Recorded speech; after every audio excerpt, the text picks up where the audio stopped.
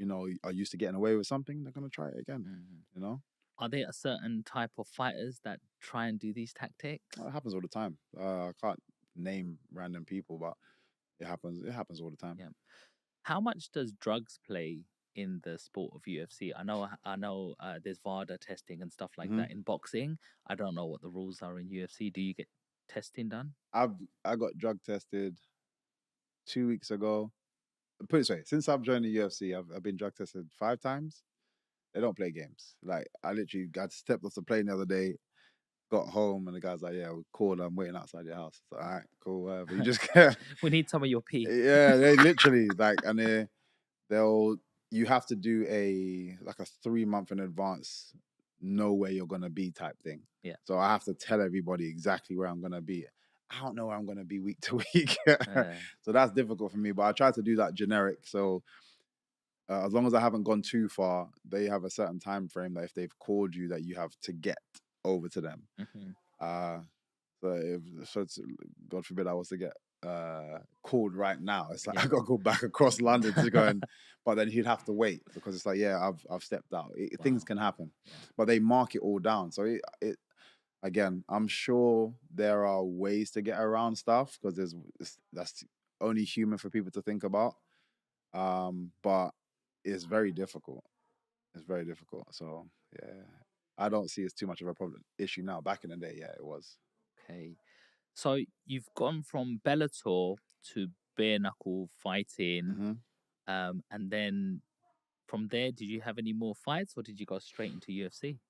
I had one more fight. So it was cool the way it kind of worked out because having that bare knuckle fight sent alarm bells across MMA because everyone's like, oh, he's a free agent.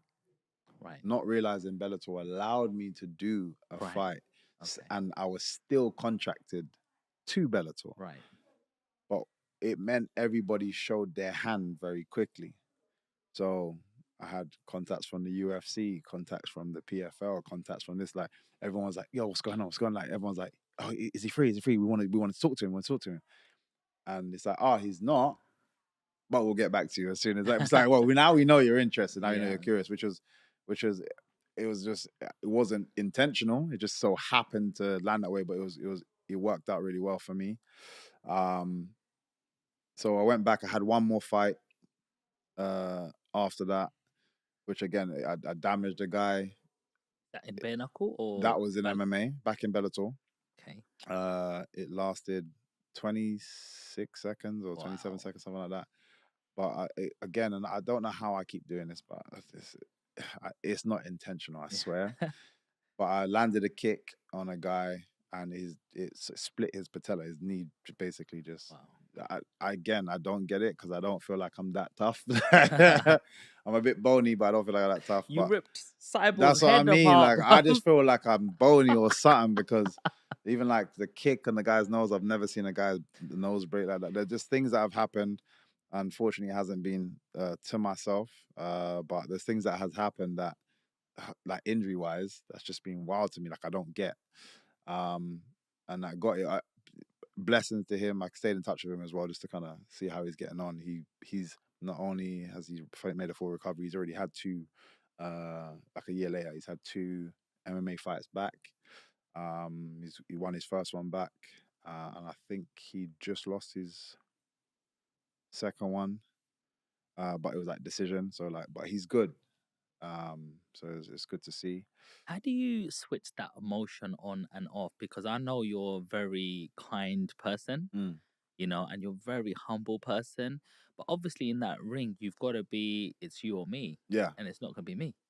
And when you inflict that sort of pain and that sort of damage, how do you not sort of feel guilty about it? And you just said, just had to do what I do, and with that emotion, or do you feel that emotion? It's very difficult to be on both sides and be vicious and emotional. You have to pick a lane. It's very difficult. Otherwise, every time I land a punch, I'll be like, "Sorry, Yeah. are you okay?" Like, you couldn't do both at the same time. So yeah, you have to pick a lane. And I think everybody, regardless of who they are outside, everybody has a fight persona. my fight persona is MVP. MVP is a very selfish person, and he's going in there for the kill. Michael Page on the other side, like, very different person. Both sides have aspects of each other. It's like a um just what's the word I'm looking for? Like alter ego that is just coming out. And I always try to draw people down to people, like obviously a lot of people, especially in this country, into football. So if you watch football, I use like Wayne Rooney as an example, or even Paul Scholes. I'm a Man United supporter, so Paul Scholes is. Let me use Paul Scholes because everybody talks about how vicious this man was. Running, he's trying to take off your legs. Patrice Evra tells a story about him doing that during training. Like, you could injure me, which affects the whole team, and he doesn't care. Once he gets into this mode, he's an animal. Try to interview that guy afterwards. Like, yeah, oh yeah. He so nervous. Where is that animal gone? So, like I said, everybody has that persona held within them. Some people have, like, for example, if I go back to myself, MVP can spread into your everyday life. Sometimes because depending on how you grown, but because you get so much attention, and that feels more exciting. Being that guy feels more exciting than being your normal self. So you're like, okay, you spread into your everyday, and then we start to realize people are like, nah, I don't like this guy, and so on and so forth. I've been fortunate to have just the people around me, the upbringing, and I'd definitely say martial arts is a big key for me. Just having respect, bowing to people, strangers, helping up and coming guys in the gym come up, as well as progressing forward. It was always a team effort. Just all these different things that I learned through martial arts kept me grounded as a person. So MVP stays when comes out when it's necessary, and not doesn't spread into them every day. Fortunately, not everybody has that. But for the most part, people have a performance self, and then have like how they are. Wow. Thanks for explaining that to us, man. That's just like, it's like a Clark Kent and Yeah, Superman. You know what I literally. mean? It's It's literally like that. you're just like, Yeah. I'm cool. I'm cool. And the next minute, Yeah, it is literally that. That's that's the best way to put it. love that, man. No, just so present listening, bro. It's just amazing hearing that sort of stuff. So let's talk about the fight you had with Kevin Holland. Yeah. I really enjoyed that fight. Actually, it just really made me appreciate how much of a striker you are. Them punches, the spinning elbows, man. I don't know how you got that flexibility. I can barely just do this. Your elbows are already over there. You know what I mean? And yeah, let's go through that fight, because there was a time where I thought he got you, the way he locked you, and then I don't know what you did, and you just got out of it. And it was like, how do someone's in their best position, and you've just like come out of it? Like, let's talk about that fight. How did you prepare for that fight going in? Again, I always try to just I always see it as, if I can be better than my previous self, than my opponent, I don't really care for my opponent. So, as much as I know, I'm a fan of Kevin Holland, and even when I was speaking, it was Hunter Campbell, who's like Dana White's right hand man. He's the one running so much, man. He's an amazing guy, such a cool guy. He's the one that kind of signed me on. He's like, look, this is the partnership. You need anything, you speak to me. You got any ideas, speak to me. But when he was kind of initially had our meeting about signing to UFC, he was like, how do you see your run? I was like, put me in the deep end and see if I can swim. Literally, because there's no point in me wasting time. I've been in the game long enough. I don't need to be built up. I think people are aware of, my talents if you're in that space, and what I've done. So it's not like boxing, where some people say you got ring rust, you need a warm up fight once or two before you go up, or I think everyone's different. Um, everyone's different. Some people feel the need, and I always say, if you believe something, then it's true. So if as a fighter, I believe ring rust is a thing, then it's true. Me as a fighter, I don't believe in ring rust. Right. So if I'm out for 2 years, when I come back, when you see me on the show, I've done the training that's necessary. Ring rust doesn't mean anything to me. So that's my belief. So that's the thing. So I literally like throw me in the deep end. And I had a feeling out of everybody because regardless, as tough as everybody thinks they are, they're not stupid. They're smart fighters, shall I say? So there would have been a lot of people when my name got mentioned, they wouldn't have put their hand up to go first, just because it's like I've seen this guy as well. He just looks tricky. Let me see how somebody else deals with him, because the question is, can he do it at top flight? Can he do it at the top level? All the fighters, they're like, I don't want to be the one to find out if he can. So, but I knew it'd be somebody like Kevin Holland that would be like, I'm game. Like, let's go. Let me try and find out what's going on. And that's why I think that's why everyone loves him, respects him, because he's just about it. He doesn't care. Yeah.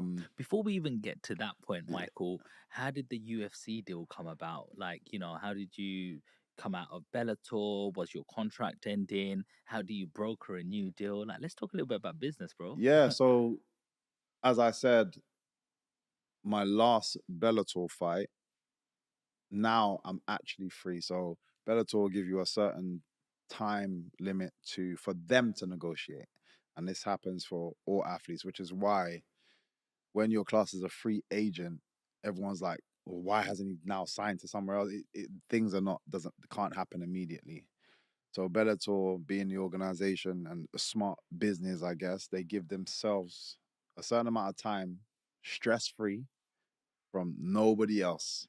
So you're not coming to me saying, yeah, well, these guys offered me this, these guys. All you have to deal with is me. So again, smart. So I had to go through that phase, but I was already in the mindset of I just want to be a free agent. I don't think you guys value me the way I value myself.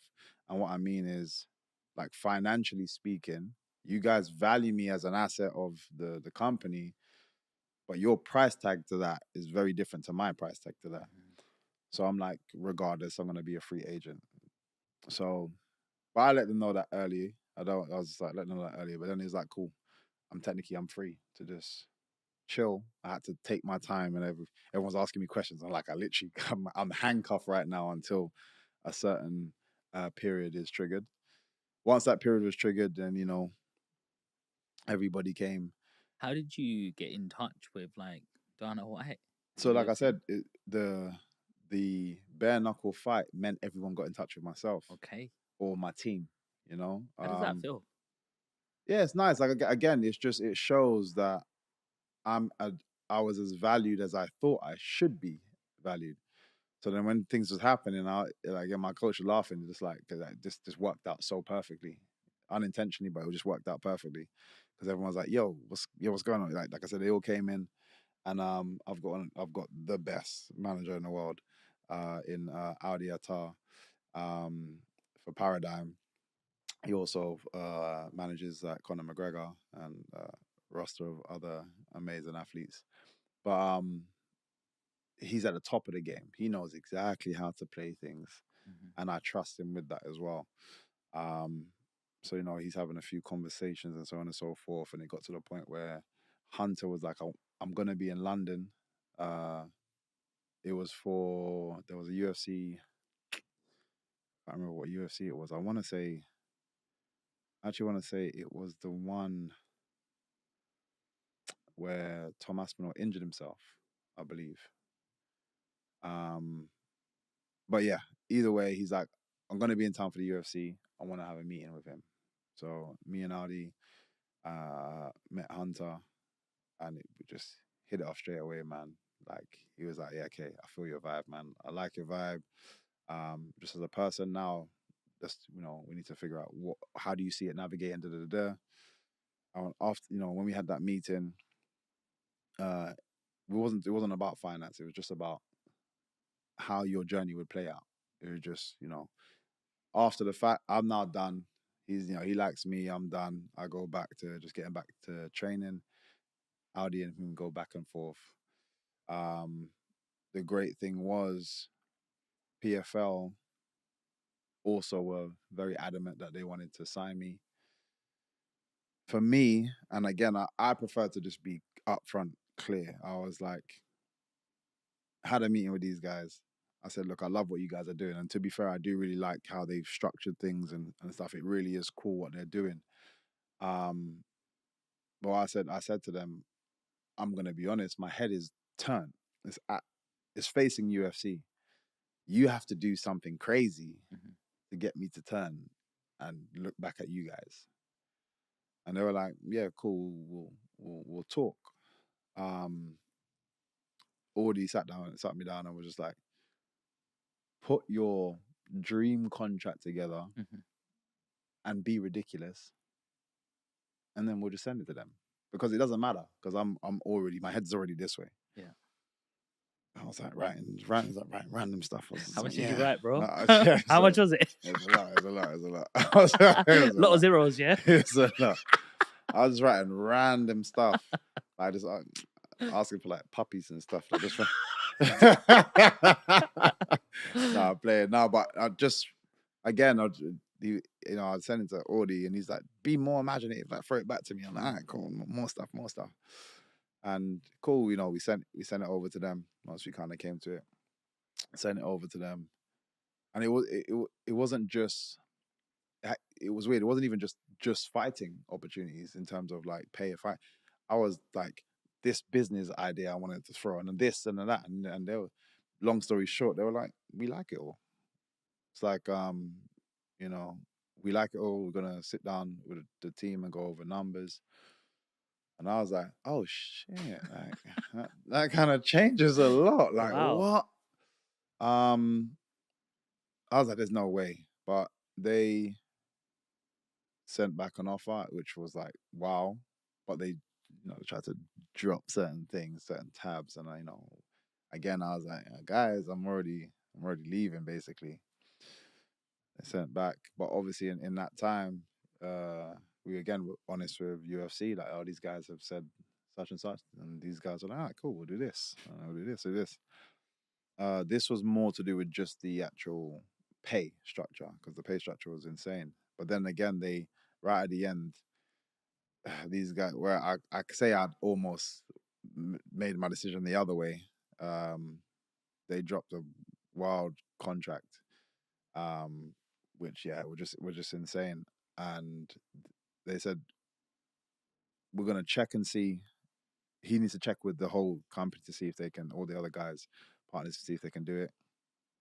And long story short, in that time, UFC was like, last time, I'm just gonna throw something else in.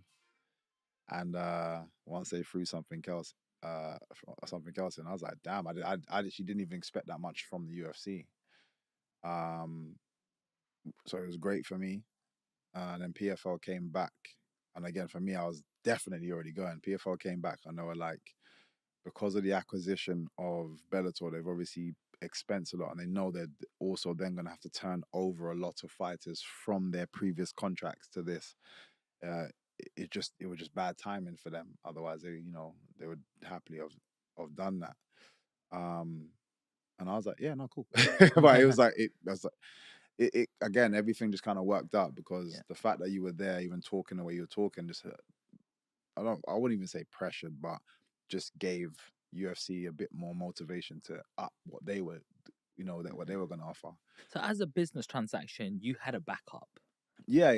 To be fair, it wasn't just those two. There was quite a few. Everybody wanted me to come over, like random shows wanted me to come over and offering like crazy stuff as well. Right. Which again is it's amazing, but the one thing that a lot of these shows can't do is what the UFC can do, and it's that prestige of the UFC, that brand of the UFC. There's no other show that holds that, and that can do so much for you, just being associated and aligned with that brand.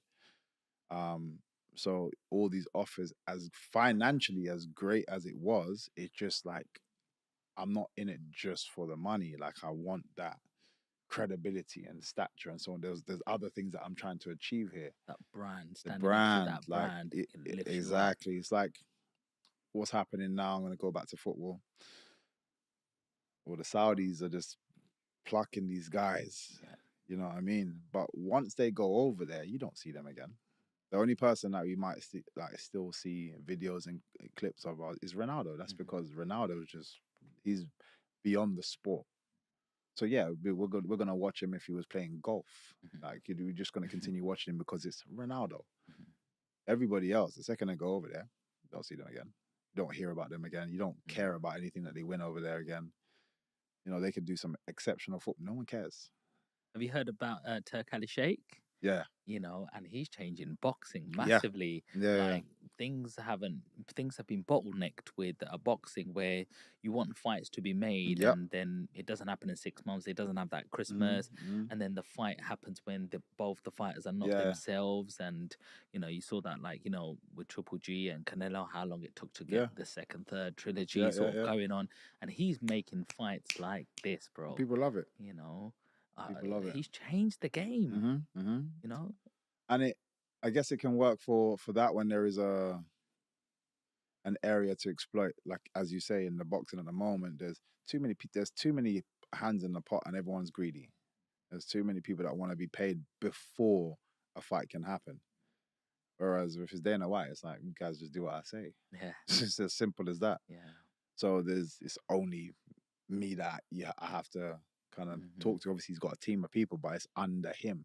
Whereas it's like this show versus this show and this show, like they're all separate, and everyone's got great fighters, and nobody wants to, lose out on pay. Yeah. And he's changing that, and I think he spoke about trying to just buy boxing, which is very believable because they've done it to golf, and I'm sure they do it. They're basically doing it to football at the moment. I can see them doing it. See, whereas in football, I think they're ruining the sport at the moment. I don't know, again, if everything goes that way, maybe different. But right now, I think that type of money is ruining like the sport, because it's allowing unrealistic transactions, and with this financial fair play, people have got loopholes because they got companies in Saudi that are paid. Like, it's just corrupt at the moment, in my opinion. It's kind of ruining things. Obviously great for the players that are around in that time in terms of the contracts, but going back, they are that kind of thing is what PFL is providing at the moment. How long they can last for, because MMA is a very difficult sport, and like I said, UFC have basically monopolized the whole industry.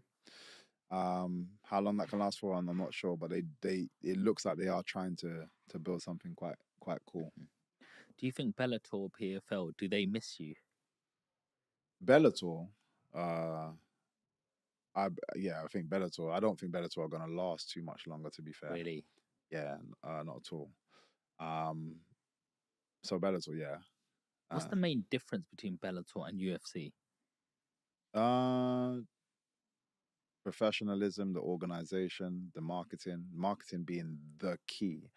And there were so many things, and I've got, my mind's always like very creative, and there were so many things I'd even tell them, like, yo, you guys should do this, you guys should do that, and then and I'm sure it's not as easy for them, because they were bought out by loads of different people, like Viacom at one point, I think HBO, they were doing, I forget all the different deals, but it means there are other people that they have to address that don't really know the sport or really care. So they'll be like, they might have put my suggestion forward, or been even thinking in the same manner, but then they go to these guys and they're just like, not interested. Whereas again, Dana, it's like, this is a good idea, I'm going to do it. Yeah. Simple as that. He's not nobody really to answer to. Do the UFC pay fairly? So, I think the UFC pay fairly at the top. If you've got a name and they're bringing you in, they'll pay you fairly, and they have the money there. Do they pay fairly as a whole? I think they could do a lot better. I definitely think they could do a lot better. And this is something I've spoken about before. I just feel like in any sport, especially this type of sport that we're in, because like I said, I get to watch these people bust their asses day in, day out, injuries and like just crazy stuff, not really even have the infrastructure to support them. So they're having to find their own physios and their own this and their own that and pay out of their own pocket to do so. My thing is, when you get to the top of the game, which UFC is, these things shouldn't be an issue anymore. One thing that is unbelievable that the UFC have is the Performance Institute.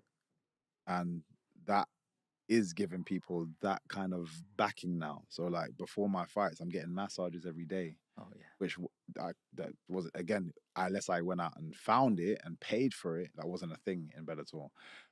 With nutrition, the PI provide all the food, and it's like, oh wow. So I think that side of it isn't spoken about enough. And now that I'm there, I'm like, oh damn, I didn't realize this is what they're getting. And that is a massive, like, again, for weight cutting and stuff. Every day my meals are sorted. Whereas before, I have to pay for a nutrition or organize my meals, especially going to a country that I maybe don't know about, have to figure everything out. Big difference. Like PI is a massive game changer. And it's getting better. So that is unbelievable. But I do feel there should be more help for once you get to the UFC, or maybe even get to the UFC and get to a certain level, maybe a certain ranking in the UFC. Yeah. I think you should automatically trigger a certain fund, maybe. Do you get sponsorships, endorsements, Yeah, and stuff like that? of course. Yeah, you.